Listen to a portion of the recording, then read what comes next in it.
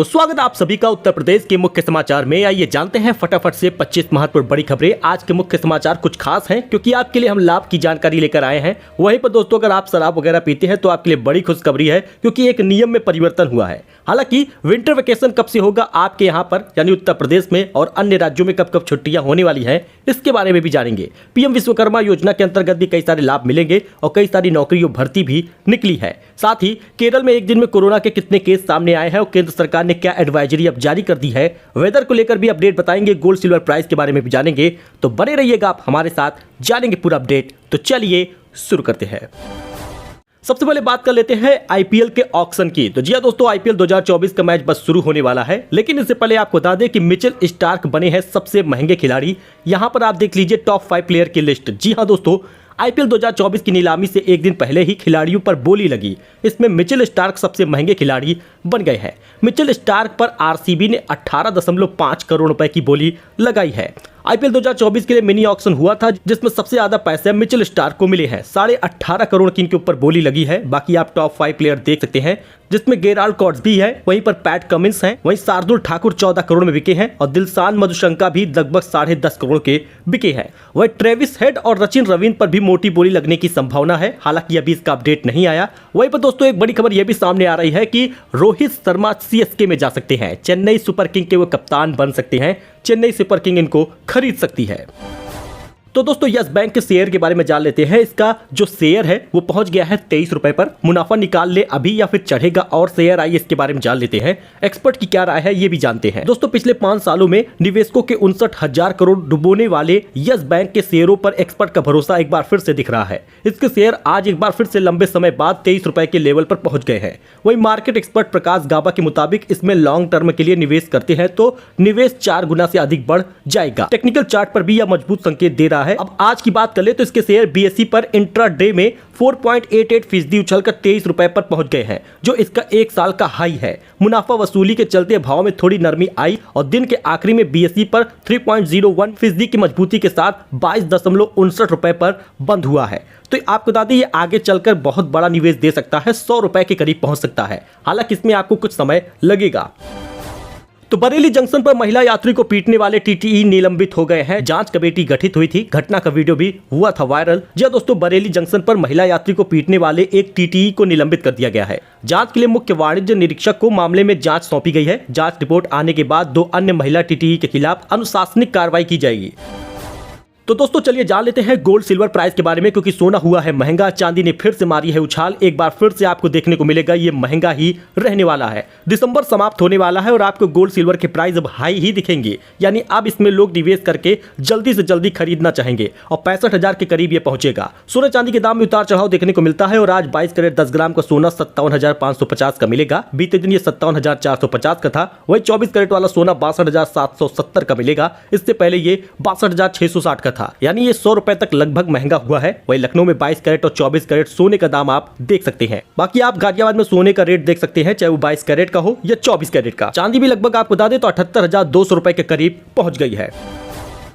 तो चलिए वेदर के बारे में जान लेते हैं, क्योंकि यूपी में तापमान में बदलाव से बढ़ गई है गलन। मौसम विभाग ने कोहरे को लेकर जारी किया है अलर्ट। जी दोस्तों, यूपी में अब धीरे धीरे कड़ाके की ठंड होने वाली है। जी दोस्तों, सोमवार को रात होते ही मौसम में ठंडक बढ़ गई। मंगलवार को भी भीषण ठंड रही है। मुजफ्फरनगर के बाद अब अयोध्या में भी न्यूनतम तापमान गिरने लगा है। उधर राजधानी लखनऊ में भी न्यूनतम तापमान लगातार गिर रहा है, जिसके कारण लखनऊ में भी अब रात के समय कड़ाके की ठंड होने लगी है। फिलहाल 23 दिसंबर तक मौसम शुष्क रहने वाला है। हालांकि इस दौरान कोहरे को लेकर जरूर अलर्ट जारी किया गया है। धूप की वजह से दिन में थोड़ी सी राहत मिलती है, क्योंकि धूप ना हो तो बहुत ज्यादा ठंड बढ़ जाएगी। और 22, 23, 24 दिसंबर को प्रदेश के पश्चिमी और पूर्वी हिस्से में मौसम को लेकर कोई अलर्ट फिलहाल नहीं है। इस दौरान भी मौसम शुष्क ही रहेगा, यानी 25 दिसंबर के बाद आपको भीषण ठंड देखने को मिलेगी।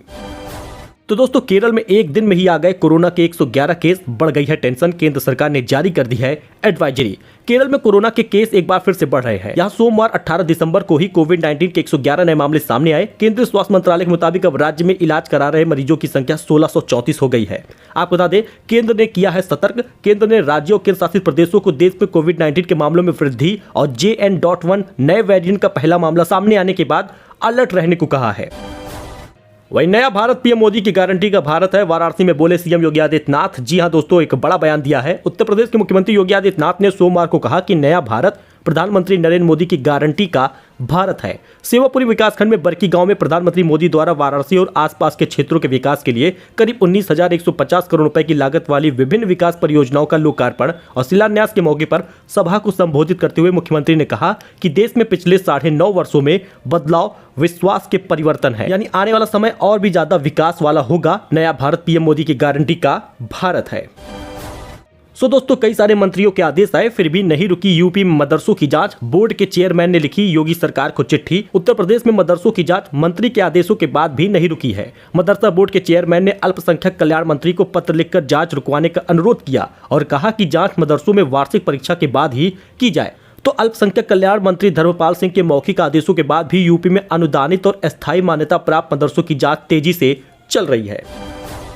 वहीं यूपी पुलिस में आई बम्पर भर्तियां, करना होगा ऑनलाइन आवेदन। इसी सप्ताह शुरू होगी पूरी प्रक्रिया। जी हां, अगर आप भी आवेदन करना चाहते हैं तो इस अपडेट को जरूर जान लें। प्रदेश पुलिस के इतिहास में सिपाहियों की सबसे बड़ी सीधी भर्ती का इंतजार खत्म होने वाला है। उत्तर प्रदेश भर्ती एवं प्रोन्नति बोर्ड नागरिक पुलिस में 60,244 सिपाहियों की सीधी भर्ती की प्रक्रिया को शुरू करने के लिए 1 सप्ताह के भीतर विज्ञप्ति जारी करने को कहा गया है। अभ्यर्थियों से ऑनलाइन आवेदन मांगे जाएंगे। इसमें करीब 25 लाख अभ्यर्थियों द्वारा आवेदन करने की संभावना जताई जा रही है। 1906 अन्य पदों पर भी होगी भर्ती। पीएससी में भर्तियां जनवरी महीने में होगी। मुख्यमंत्री योगी आदित्यनाथ की घोषणा के अनुपालन में 1 सप्ताह के भीतर सिपाही नागरिक पुलिस के लगभग 60,244 पदों पर सीधी भर्ती की प्रक्रिया शुरू हो जाएगी। तो आने वाला समय काफी ज्यादा इंपॉर्टेंट है, तो ऐसे में आप आवेदन जरूर करें। ऑनलाइन आवेदन मांगा जाएगा।